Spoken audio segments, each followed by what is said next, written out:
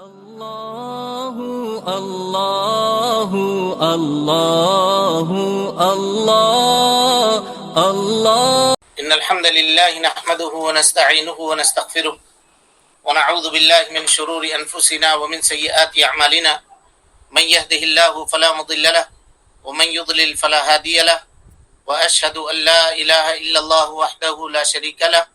وأشهد أن محمدا عبده ورسوله. أما بعد،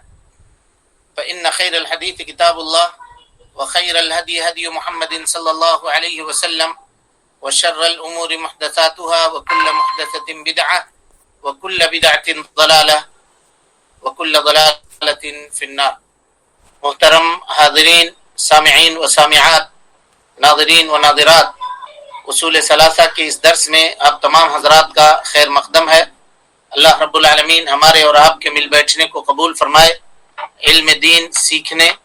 اس کے مطابق عمل کرنے، اس کی دعوت عام کرنے اور اس راستے میں آنے والی مصیبتوں کے اوپر اللہ رب العالمین ہمیں اور آپ کو صبر کی توفیق نصیب فرمائے۔ اصول ثلاثہ کا یہ درس اب تقریباً اپنے آخری پڑاؤ پہ ہے۔ اللہ کے نبی صلی اللہ علیہ وسلم کی معرفت جو تیسرا اصل ہے، اس کا علم ہم اور آپ حاصل کر رہے ہیں۔ نبی صلی اللہ علیہ وسلم کے سیرت طیبہ مبارکہ کے تعلق سے گفتگو آپ کے سامنے ہو رہی ہے۔ کل جہاں پر ہم لوگ رکے تھے یہ وہ مقام تھا کہ ہم اللہ کے نبی صلی اللہ علیہ وسلم کے مرض الموت کے تعلق سے آپ کے سامنے گفتگو کر رہے تھے۔ بات آ کر کے ہماری رکی تھی کہ اللہ کے نبی صلی اللہ علیہ وسلم ایک جنازے سے بقیع سے واپس لوٹے اور آپ کے سر میں درد شروع ہوا۔ یہی مرض الموت کی ابتدا تھی۔ اس کے بعد اللہ کے نبی صلی اللہ علیہ وسلم ازواج مطہرات کے گھر میں قیام فرماتے رہے۔ جہاں جہاں آپ کی باری تھی وہاں وہاں آپ جاتے رہے، لیکن ہر روز آپ صلی اللہ علیہ وسلم یہ سوال کرتے تھے کہ میں کل کہاں ہوں گا۔ یہ اشارہ دینا چاہتے تھے کہ ام المومنین حضرت عائشہ کی رضی اللہ عنہا کے گھر میں اپنے آخری ایام کو گزارنا چاہتا ہوں۔ لیکن آپ نے ڈائریکٹلی اجازت طلب ازواج مطہرات سے نہیں کی، لیکن جب آپ کے مرض میں اضافہ ہو گیا اور بیماری شدید ہو گئی تو آپ نے ازواج مطہرات سے اجازت طلب کی۔ اس دن آپ ام المومنین حضرت میمونہ رضی اللہ تعالی عنہ کے گھر میں موجود تھے۔ ازواج مطہرات نے آپ کو اجازت دے دی، چنانچہ دو لوگوں کے کندھوں کے اوپر ہاتھ رکھ کر کے اللہ کے نبی صلی اللہ علیہ وسلم نکلتے ہیں ام المومنین حضرت میمونہ کے گھر سے۔ اس قدر کمزور ہو گئے تھے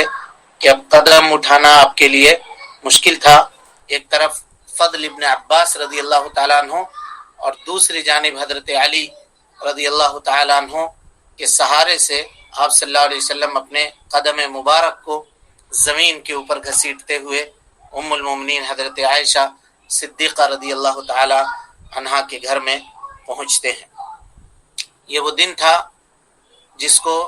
جو جمعرات کا دن، یعنی آج ہی کا دن، جمعرات کا دن تھا، جس دن اللہ کے نبی صلی اللہ علیہ وسلم ام المومنین حضرت عائشہ صدیقہ رضی اللہ تعالی عنہا کے گھر میں پہنچے۔ حضرت عبداللہ ابن عباس کہتے ہیں وما ادراک ما الخمیس، اور اس خمیس کے بارے میں تمہیں کیا پتا ہے؟ خمیس کہتے ہیں جمعرات کے دن کو۔ آخر خمیس لرسول اللہ صلی اللہ علیہ وسلم قبل موتہ، اللہ کے نبی صلی اللہ علیہ وسلم کے وفات سے قبل یا آپ کی زندگی میں آنے والا سب سے آخری جمعرات تھا، سب سے آخری جمعرات تھا جو اللہ کے نبی صلی اللہ علیہ وسلم کے زندگی میں آیا تھا۔ نبی صلی اللہ علیہ وسلم اپنے گھر میں موجود تھے، صحابہ کرام کی ایک تعداد آپ کے ارد گرد بیٹھی ہوئی تھی رضوان اللہ علیہم اجمعین۔ تو اللہ کے نبی صلی اللہ علیہ وسلم نے صحابہ کرام سے کہا ایتونی بکتاب، میرے پاس کتاب لے کر کے آؤ، ورق لے کر کے، قلم لے کر کے آؤ۔ اکتب لکم کتابا، میں کچھ باتیں تم کو لکھوا دوں، لن تضلوا بعدہ ابدا، کہ اس کے بعد کبھی تم گمراہ نہیں ہوگے۔ فاختلف من عنده، نبی صلی اللہ علیہ وسلم کے پاس جو لوگ بیٹھے ہوئے تھے ان لوگوں کے درمیان میں اختلاف ہو گیا۔ کچھ لوگوں نے یہ کہا کہ اللہ کے نبی صلی اللہ علیہ وسلم سخت تکلیف کے اندر ہیں، تو ایسی صورت میں نبی صلی اللہ علیہ وسلم کو مزید تکلیف دینا یہ مناسب نہیں ہے۔ اور کچھ لوگوں نے یہ کہا کہ نہیں، اللہ کے نبی صلی اللہ علیہ وسلم اگر کہتے ہیں کہ کتاب لے کر کے آؤ تو ہم لوگوں کو چاہیے کہ کاپی قلم لے کر کے آئیں، نبی صلی اللہ علیہ وسلم جو لکھانا چاہتے ہیں وہ لکھا دیں۔ اسی اثنا میں، اسی درمیان میں لوگوں کی آوازیں بلند ہونے لگیں تو نبی صلی اللہ علیہ وسلم نے ان کو اپنے پاس سے جانے کا حکم دے دیا، کہا قوموا عنی، اٹھ جاؤ تم لوگ ہمارے پاس سے چلے جاؤ، فالذی انا فیہ خیر مما تدعوننی الیہ، جو تم کر رہے ہو میں بہتر حال میں ہوں، مجھ کو اپنے حالت کے اوپر چھوڑ دو اور تم لوگ نکل جاؤ، یہاں سے چلے جاؤ، مجھ کو اکیلا چھوڑ دو۔ صحابہ کرام رضوان اللہ علیہم اجمعین وہاں سے اٹھ کر کے چلے گئے۔ پھر اس کے بعد اللہ کے نبی صلی اللہ علیہ وسلم نے حکم دیا کہ 7 گھڑے پانی لائے جائیں۔ مدینے کے مختلف کنووں سے 7 گھڑا پانی آپ صلی اللہ علیہ وسلم کے لیے اکٹھا کیا گیا، اس حال میں کہ اللہ کے نبی صلی اللہ علیہ وسلم کے بخار میں شدید اضافہ ہو گیا تھا، بدن آپ کا بخار سے تپ رہا تھا، اور آپ نے وہ 7 گھڑے پانی کی اس وجہ سے منگوائے تاکہ اس میں غسل کر کے آپ صلی اللہ علیہ وسلم کے بخار کے اندر کچھ کمی واقع ہو۔ حافظ ابن حجر رحمۃ اللہ علیہ کہتے ہیں کہ یہ 7 کا عدد تبرکاً اللہ کے نبی صلی اللہ علیہ وسلم نے استعمال کیا تھا کہ جس اسلام کی بہت سارے احکامات 7 عدد کے اوپر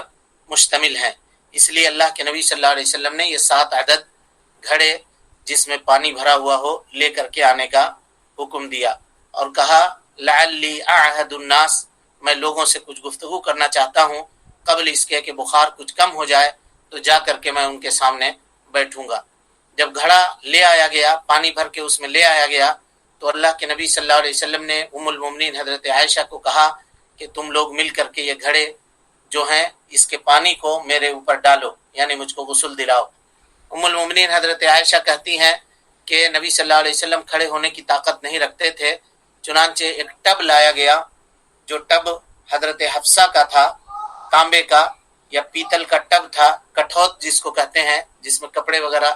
دھوتی ہیں عورتیں، کا وہ ٹب لایا گیا، اس میں نبی صلی اللہ علیہ وسلم کو بٹھایا گیا، عربی زبان کے اندر اس کو مخزب کہتے ہیں، اس میں نبی صلی اللہ علیہ وسلم کو بٹھایا گیا، اور امہات المومنین ام المومنین حضرت عائشہ صدیقہ اور اس طرح سے دیگر امہات المومنین وہ گھڑے کا پانی آپ صلی اللہ علیہ وسلم کے سر کے اوپر ڈالنے لگی، آپ کو غسل دینے لگی، یہاں تک کہ نبی صلی اللہ علیہ وسلم نے اپنے ہاتھ سے اشارہ کیا، کہا بس کرو بس کرو، اب ہو گیا۔ اس کے بعد نبی صلی اللہ علیہ وسلم وہاں سے اٹھے، ثم خرج الی الناس، لوگوں کے سامنے نکلے، عاصبا راسہ، اس حال میں کہ سر کا درد آپ کا باقی تھا، آپ نے سر کے درد کے لیے اپنے سر کے اوپر ایک کپڑا لپیٹ لیا، ایک کپڑا باندھ لیا، اور آپ صلی اللہ علیہ وسلم نکلے مسجد کی طرف۔ پھر مسجد میں ممبر میں آپ صلی اللہ علیہ وسلم بیٹھ گئے، اللہ رب العالمین کی حمد و ثنا بیان کی، اللہ تعالیٰ کی تعریف بیان کی، اور اس کے بعد نبی صلی اللہ علیہ وسلم نے فرمایا اللہ کا ایک بندہ جس کو دنیا اور آخرت میں اختیار دیا گیا کہ یا تو وہ دنیا کی زندگی کو چنے یا اللہ رب العالمین کے پاس جو نعمت ہے آخرت کی زندگی اس کو وہ چنے، تو اس بندے نے، اللہ کے اس بندے نے آخرت کو چن لیا ہے، فاختار ما عند اللہ، اللہ رب العالمین کے پاس کی جو نعمتیں ہیں بندے نے اس کو چن لیا ہے۔ یہ سن کر کے آپ کے دائیں جانب حضرت ابو بکر صدیق رضی اللہ تعالیٰ عنہ بیٹھے ہوئے تھے، آپ زور زور سے رونے لگے اور آپ نے کہا فدیناک بآبائنا وامہاتنا، اے اللہ کے نبی صلی اللہ علیہ وسلم ہمارے ماں باپ آپ کے اوپر قربان ہوں، ہمارے ماں باپ آپ کے اوپر قربان ہوں۔ آپ روئے جاتے تھے زار و قطار، اور آپ کے زبان سے یہ الفاظ جاری تھے۔ لوگوں نے کہا، حضرت ابو سعید خدری رضی اللہ تعالیٰ عنہ کی روایت ہے کہ ہم لوگوں کو تعجب ہوا اس بات کے اوپر کہ اللہ کے نبی صلی اللہ علیہ وسلم ایک شخص کے بارے میں خبر دے رہے ہیں کہ اس کو اختیار دیا گیا دنیا اور آخرت کے تعلق سے، تو اس نے آخرت کو چنا ہے، تو اس میں رونے کی کیا بات ہے، فدیناک بآبائنا وامہاتنا کہنے کی کیا بات ہے۔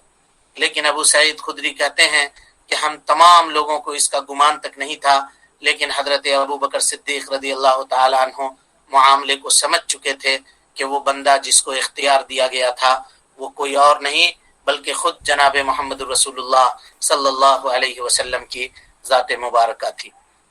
اس کے بعد اللہ کے نبی جناب محمد رسول اللہ صلی اللہ علیہ وسلم نے حضرت ابو بکر کو مخاطب کیا اور آپ نے کہا اے ابو بکر لا تبکی، مت رو، ان امن الناس علی فی صحبتہ ومالہ، لوگوں دنیا میں میرے اوپر اپنے مال کے ذریعے سے، اپنی دوستی کے ذریعے سے، اپنے ساتھ دینے کی وجہ سے سب سے زیادہ جو احسان کرنے والا شخص ہے دنیا کے اندر، یعنی اللہ رب العالمین کے بعد دنیا کے لوگوں میں جو احسان کرنے والا سب سے زیادہ شخص ہے وہ حضرت ابو بکر صدیق رضی اللہ تعالی عنہ ہیں، وہ حضرت ابو بکر صدیق رضی اللہ تعالی عنہ ہیں۔ اور اس کے بعد آپ نے وہ تاریخی جملہ کہا ان اللہ اتخذنی خلیلا، اللہ رب العالمین نے مجھ کو اپنا خلیل بنایا ہے، کما اتخذ ابراہیم خلیلا، جس طرح سے اس نے حضرت ابراہیم علیہ السلام کو اپنا خلیل بنایا تھا۔ وَإِنِّي كُنْتُ مُتَّخِذًا مِّنْ أُمَّتِي خَلِيلًا، اور اگر میں اپنی امت میں سے کسی کو اپنا خلیل بناتا لَاتَّخَذْتُ أَبَا بَكْرٍ خَلِيلًا، تو میں حضرت ابو بکر صدیق رضی اللہ تعالیٰ عنہ کو اپنا خلیل بناتا۔ لیکن اسلام کی جو اخوت ہے، ہماری جو دوستی ہے، وہ دوستی قائم ہے۔ سدو کل خوخۃ، مسجد کے جانب، مسجد نبوی کے جانب کھلنے والے تمام دروازوں کو بند کر دو، الا خوخۃ ابی بکر صدیق، سوائے حضرت ابو بکر صدیق کے گھر کے دروازے کو، کہ اس دروازے کو بند کرنے کی ضرورت نہیں ہے۔ علماء کہتے ہیں کہ یہ حضرت ابو بکر صدیق رضی اللہ تعالیٰ عنہ کی فضیلت کے اوپر دلالت کرتی ہے، اور اسی طریقے سے یہ اشارہ ہے اللہ کے نبی صلی اللہ علیہ وسلم کی جانب سے کہ میرے بعد زمام خلافت کا حقدار اگر میری امت میں سے کوئی ہے تو وہ حضرت ابو بکر صدیق رضی اللہ تعالیٰ عنہ ہیں۔ اس وجہ سے نبی صلی اللہ علیہ وسلم نے ان کے دروازے کو جو مسجد نبوی کے جانب کھلتا تھا اس دروازے کو آپ صلی اللہ علیہ وسلم نے بند کرنے کا حکم نہیں دیا، باقی تمام دروازوں کو اللہ کے نبی صلی اللہ علیہ وسلم نے بند کرنے کا حکم دیا۔ مسجد نبوی کی بناوٹ اس طرح سے تھی کہ لوگوں کے دروازے مسجد نبوی کی جانب کھلتے تھے، لوگ مسجد نبوی سے اپنے گھر میں داخل ہوتے تھے اور نکلتے بھی مسجد نبوی کی جانب سے تھے۔ نبی صلی اللہ علیہ وسلم نے ان تمام دروازوں کو بند کروا دیا سوائے حضرت ابو بکر صدیق رضی اللہ تعالیٰ عنہ کے دروازے کے۔ اس کے بعد آپ صلی اللہ علیہ وسلم نے اپنے خطبے میں کہا کہ لوگوں کی تعداد بڑھے گی، لوگ بڑھ جائیں گے، لیکن انصار مدینہ کی تعداد کم ہو جائے گی، یہاں تک کہ یہ کھانے میں جس طرح سے آٹے کی مقدار ہوتی ہے، کہا اسی مقدار میں یہ لوگ باقی رہیں گے۔ وَاسْتَوْصُوا بِالْأَنصَارِ خَيْرًا، لوگوں میں تم کو انصار کے تعلق سے، مدینے کے انصار کے تعلق سے بھلائی کی وصیت کرتا ہوں، اور آپ نے فرمایا کہ تم لوگ ان کے نیک لوگوں کی باتوں کو قبول کرنا، اور تم لوگ ان کے جو برے لوگ ہوں گے اگر ان سے کوئی غلطی ہو جائے، کبھی کوئی چوک ہو جائے تو اس سے درگزر کرنا، ان کا مواخذہ مت کرنا۔ میرے بعد جس کو حکومت ملے گی وہ اس کو چاہیے کہ وہ انصار کے ساتھ اچھائی کا معاملہ کرے، بھلائی کا معاملہ کرے۔ یہ کہہ کر کے نبی صلی اللہ علیہ وسلم اپنے خطبہ مبارک کو ختم کر کے ممبر سے اٹھتے ہیں اور دھیرے دھیرے چلتے ہوئے اپنے گھر کی جانب تشریف لے جاتے ہیں۔ پیچھے سے حضرت فاطمہ بنت رسول اللہ صلی اللہ علیہ وسلم چلتی ہوئی آتی ہیں۔ جس طرح سے والد چل رہے تھے اللہ کے نبی صلی اللہ علیہ وسلم، بالکل حضرت فاطمہ کی چال اپنے والد کے چال کی طرح سے تھی۔ چلتے چلتے وہ بھی اپنے والد محترم کے پیچھے پیچھے جانے لگی۔ اللہ کے نبی صلی اللہ علیہ وسلم کو جب اس کی آہٹ محسوس ہوئی تو آپ نے بیٹی کی طرف چہرہ مبارک کو گھمایا اور کہا مرحبا بابنتی، خوش آمدید، خوش آمدید بیٹی، آؤ آؤ ہمارے گھر میں آؤ۔ بلایا بیٹی کو، اپنے دائیں جانب یا اپنے بائیں جانب بٹھایا، اور بٹھانے کے بعد کان میں آپ صلی اللہ علیہ وسلم نے کچھ گفتگو کی۔ آپ صلی اللہ علیہ وسلم نے حضرت فاطمہ سے ان کے کان میں کچھ باتیں کہی۔ یہ سننا تھا کہ حضرت فاطمہ رونے لگی، لیکن جب اللہ کے نبی صلی اللہ علیہ وسلم نے ان کے رونے کو دیکھا، ان کی اس آواز کو دیکھا یا رونے کو دیکھا،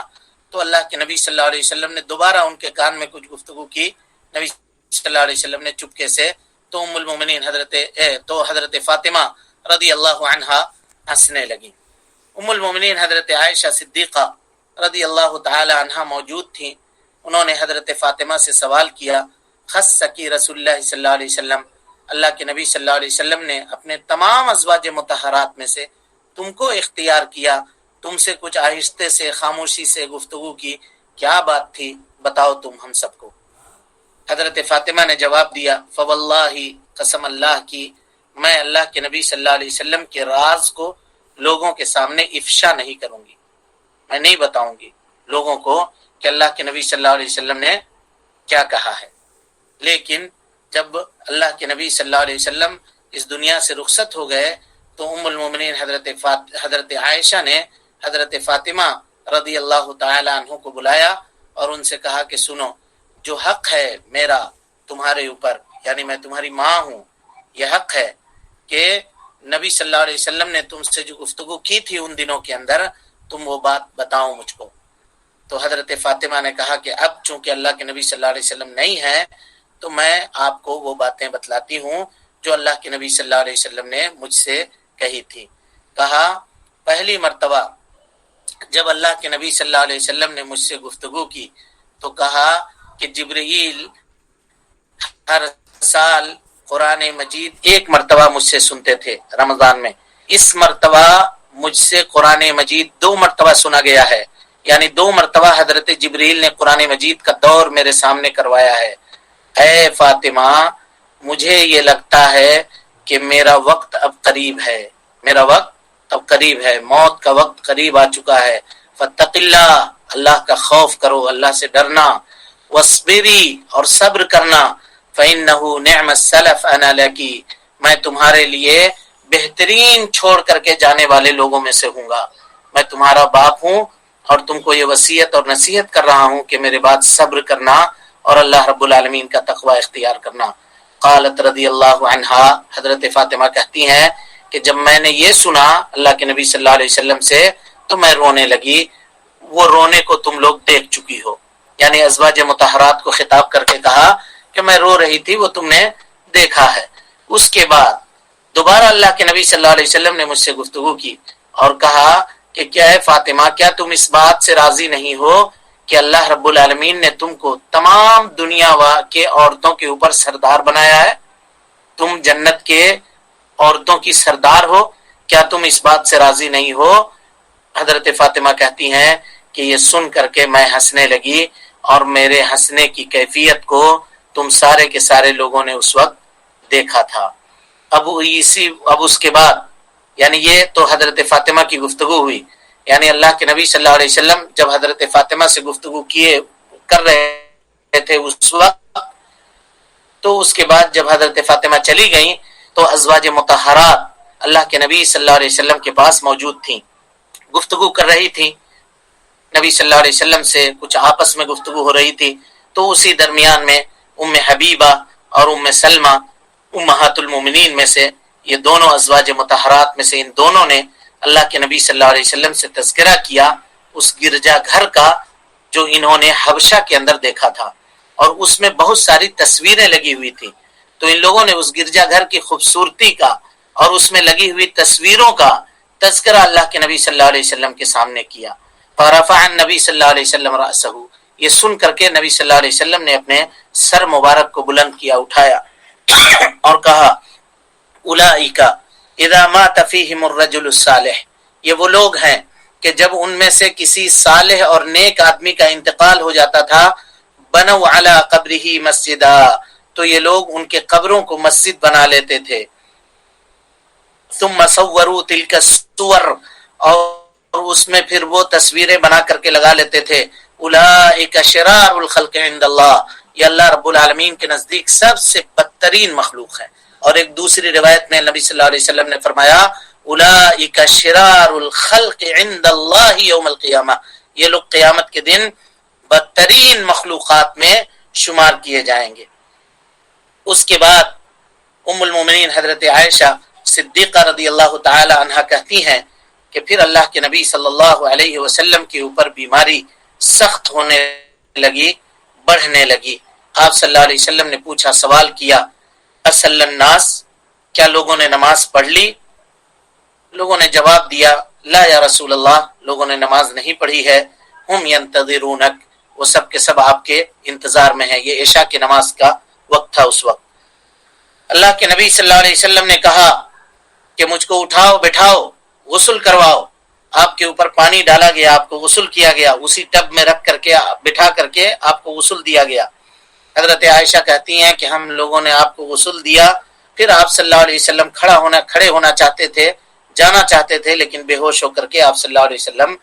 گر پڑے، بے ہوش ہو گئے۔ ثم افاق، پھر جب بے ہوشی کی حالت آپ صلی اللہ علیہ وسلم سے ختم ہوئی تو نبی صلی اللہ علیہ وسلم نے سب سے پہلا سوال جو کیا وہ یہی کیا، اصل الناس، کیا لوگوں نے نماز پڑھ لی، نماز ادا کر چکے لوگ؟ تو ہم لوگوں نے کہا کہ لا یا رسول اللہ ہم ینتظرونک، وہ انتظار کر رہے ہیں آپ کا،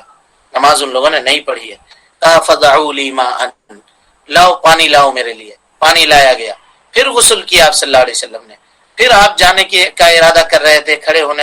کھڑا ہونا چاہ رہے تھے، لیکن غشی کھا کر کے بے ہوش ہو کر کے آپ صلی اللہ علیہ وسلم پھر گر گئے۔ پھر تھوڑی دیر بعد آپ کو ہوش آیا تو آپ نے پوچھا اصل الناس، تو لوگوں نے کہا کہ نہیں، اللہ کے رسول صلی اللہ علیہ وسلم ان لوگوں نے ابھی تک نماز ادا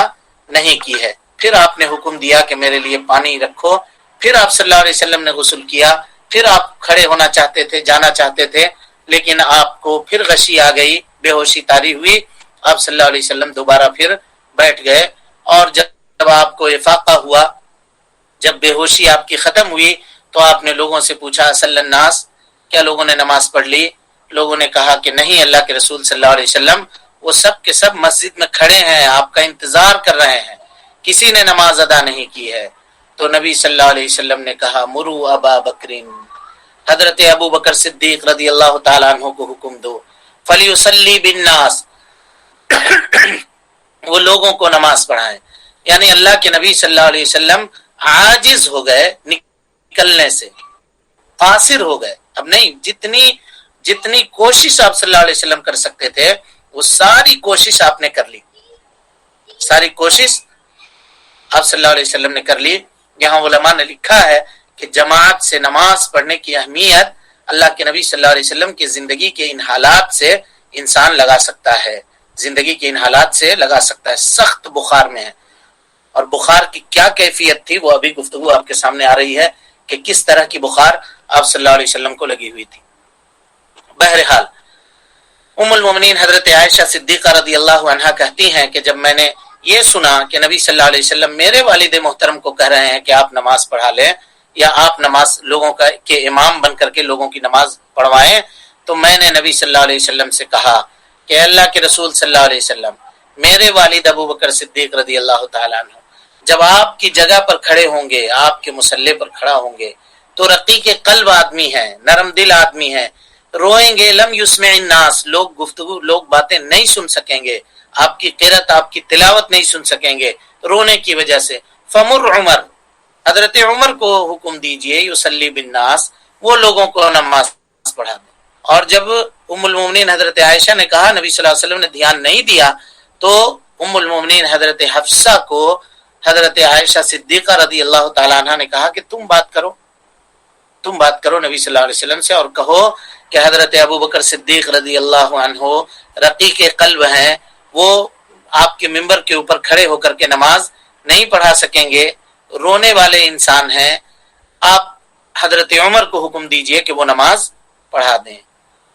لیکن اللہ کے نبی صلی اللہ علیہ وسلم نے کہا کہ نہیں، مرو ابا بکرین فلیصلی بالناس، حضرت ابو بکر صدیق رضی اللہ تعالیٰ عنہ عشاء کی نماز کی امامت اللہ کے نبی صلی اللہ علیہ وسلم کی اجازت سے اس دن کرواتے ہیں۔ یہ پہلی نماز تھی جو حضرت ابو بکر صدیق رضی اللہ تعالیٰ عنہ نے نبی صلی اللہ علیہ وسلم کی موجودگی میں نماز پڑھائی۔ پھر ان دنوں سے حضرت ابو بکر صدیق رضی اللہ تعالیٰ عنہ لوگوں کے امام ہو گئے، اور وہی امامت کر کے نماز ادا کرواتے تھے۔ ایک روز نبی صلی اللہ علیہ وسلم نے اپنی بیماری میں خفت محسوس کی، تھوڑا سا ہلکا پن محسوس کیا، تو آپ صلی اللہ علیہ وسلم دو آدمیوں کے کندھوں میں سہارا دے کر کے مسجد کی طرف نکل گئے۔ ایک طرف فضل ابن عباس تھے اور دوسری طرف حضرت علی رضی اللہ عنہ تھے، اور ایک روایت کے مطابق کوئی اور دوسرے شخص تھے۔ لیکن جیسے حضرت ابو بکر صدیق نے دیکھا آپ کو، تو آپ پیچھے ہٹنے لگے، نبی صلی اللہ علیہ وسلم کے مصلی سے پیچھے ہٹنے لگے۔ آپ صلی اللہ علیہ وسلم نے ہاتھ سے اشارہ کیا اور کہا کہ ٹھہرو ابو بکر، اپنی جگہ پر آپ کھڑے رہیے، اور کہا کہ مجھ کو حضرت ابو بکر صدیق کے بغل میں بٹھا دو۔ صحابہ کرام نے، یا جو دو لوگ آپ کو سہارا دے کر کے لے کر کے آ رہے تھے، انہوں نے حضرت ابو بکر صدیق رضی اللہ تعالیٰ عنہ کے بغل میں حضرت محمد رسول اللہ صلی اللہ علیہ وسلم کو بٹھا دیا۔ چنانچہ حضرت ابو بکر صدیق نبی صلی اللہ علیہ وسلم کی اقتدا کر رہے تھے اور سارے کے سارے صحابہ کرام حضرت ابو بکر صدیق رضی اللہ تعالی عنہ کی اقتدا کر رہے تھے۔ اور اس کے بعد اللہ کے نبی صلی اللہ علیہ وسلم نماز پڑھنے کے بعد پھر آپ اپنے گھر میں تشریف لے گئے۔ بیماری میں دوبارہ پھر سے آپ صلی اللہ علیہ وسلم کا اضافہ ہو گیا۔ آپ اس وقت یہ کہتے تھے لوگوں احسن الظن باللہ تبارک و تعالی، اپنے رب سے، اپنے اللہ سے بہترین امید رکھو، اچھی امید رکھو۔ نبی صلی اللہ علیہ وسلم کے اوپر دن بدن بیماری سخت ہوتی چلی جا رہی تھی، یہاں تک کہ ام المومنین حضرت عائشہ کہتی ہیں کہ میں نے کسی شخص کو اتنی تکلیف میں نہیں دیکھا بیماری کے ایام میں نے جتنی تکلیف میں اللہ کے نبی جناب محمد رسول اللہ صلی اللہ علیہ وسلم کو دیکھا ہے۔ حضرت عبداللہ کہتے ہیں کہ میں داخل ہوا نبی صلی اللہ علیہ وسلم کے پاس اس حال میں کہ آپ شدید بخار میں تھے۔ فمسست یدہ، تو میں نے اپنے ہاتھ کو اللہ کے نبی صلی اللہ علیہ وسلم کے ہاتھ کے اوپر رکھا۔ وقلت، اور کہا کہ اللہ کے رسول صلی اللہ علیہ وسلم انک لتوعک وعکا شدیدا، آپ کو بہت سخت بخار ہے اے اللہ کے نبی صلی اللہ علیہ وسلم۔ تو آپ صلی اللہ علیہ وسلم نے فرمایا انا نحن کذالک، ہم لوگ اسی طرح سے ہیں، تم میں سے دو لوگوں کو جس قدر بخار آتا ہے مجھے ایک کو اتنا بخار آتا ہے،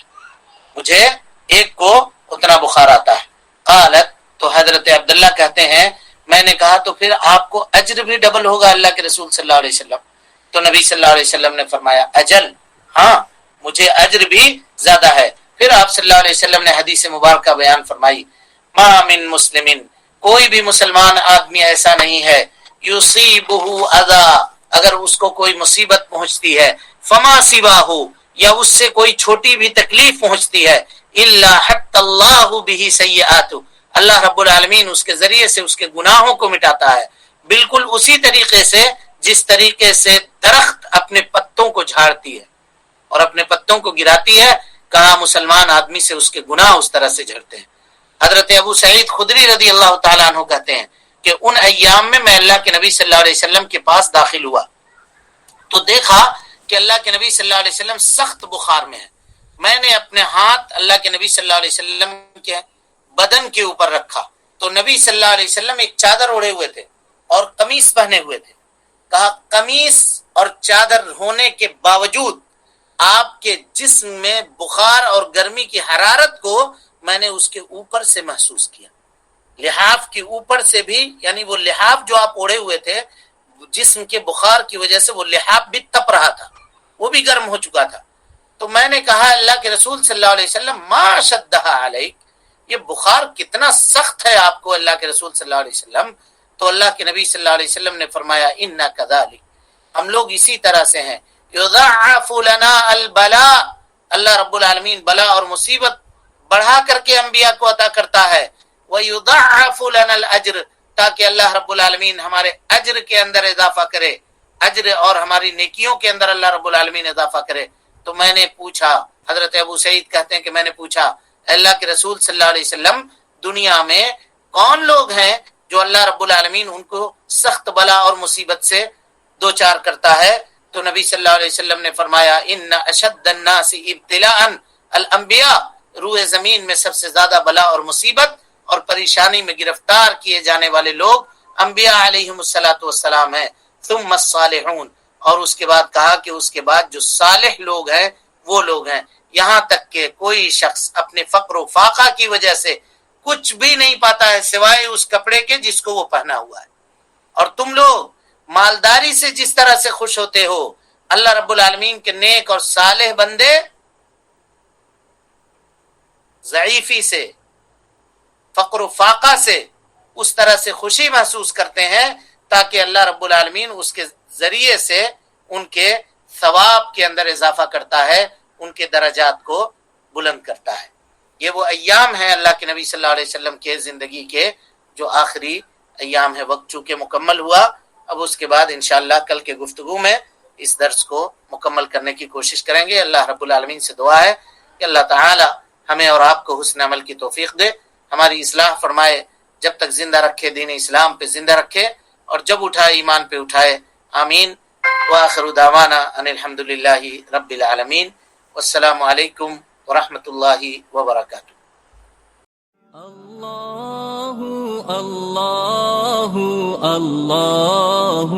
اللہ اللہ اللہ